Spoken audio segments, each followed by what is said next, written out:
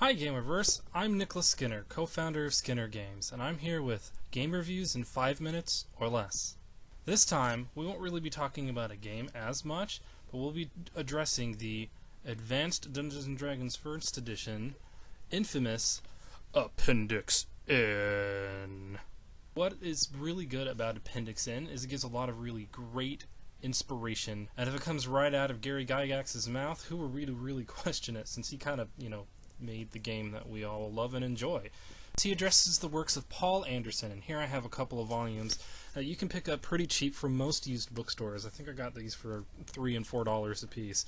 We have The Broken Sword, as well as 3 Hearts and 3 Lions. Now these are really fantastic in showing kind of the original inspiration for the Law vs. Chaos that came out of D&D, the original inspiration for alignments, which have since kind of expanded in their scope since then. We also get a good overview of the Fae and how they behave when it comes to things like light blindness and stuff like that. Their weaknesses towards iron, which was kind of a nice touch that they threw in. Now some of the other inspirations go back a lot more than the 1950s. They go back to the 1930s and a little bit before. And some of these authors are Robert E. Howard, the creator of Conan the Barbarian. Now, Howard writes a ton of stuff, and I believe in Appendix N it actually specifically says some of the Conan stuff, but there's a lot in here that I think you could get out of it that's more than just Conan. Solomon Kane, for example, or The Lusty Sailor, if you guys want to read up on those. Those are some of my favorite stories. It's just people being cantankerous and getting on a good fight. Some of the other inspirations that he has, as he talked about, were things in horror. And one of probably the most prolific horror writers of our time was H.P. Lovecraft. Now, Lovecraft wrote a lot of really short stories. He's got a couple of good long, well, not really that long, but a couple of novel-length stories.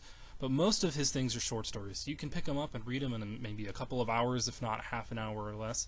Sometimes they're a little bit longer, but all of them are so great at establishing atmosphere. Now this atmosphere is super dark and super creepy. Some of the best stories are The Shadow over Innsmouth.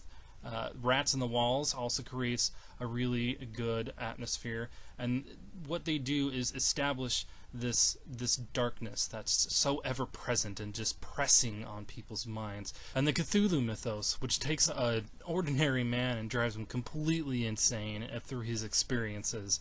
These are lots of things that do a really good job at helping us to be able to articulate the atmosphere to our players. The imagery of undulating tentacles writhing through the ether, crawling its way into your psyche and digging out your sanity is so strong. Ja, Cthulhu vertagen! And last but most certainly not least, we have the prolific J.R.R. Tolkien and The Lord of the Rings. One thing that we can bring to the tabletop that I think Tolkien did very well was to balance party dynamics. Now he's got 9 people, and they all are basically different levels, and yet they all have a very integral part in the story. What Tolkien shows is that even if you have a +5 suit of armor, that you can make a story that is balanced and that includes everyone and makes everyone feel important. For me, it doesn't really matter what your party makeup is or even what gear they have. It all depends on the story that you can tell. I hope this video inspires some of you to go take a look at Appendix N and to pick up some of the books for yourself. I know that you guys will enjoy reading some of them will be super inspiring, and others you may not like, and that's a-okay. Obviously, we don't need any of this stuff to be able to have a good, fun game with our friends. However, I do think that Gary Gygax had a very good reason for incorporating this into the 1st edition of Advanced Dungeons & Dragons, and that we should all be taking it into consideration when we run our games. It'll help to be able to show us what he was thinking when he made the game. One other aspect about Appendix N that I thought interesting was the amount of science fiction that's on this list. It's not just all fantasy. If you like this video, please hit the like button. Also, don't forget to hit subscribe below so that you can have instant access to all the videos when we release them.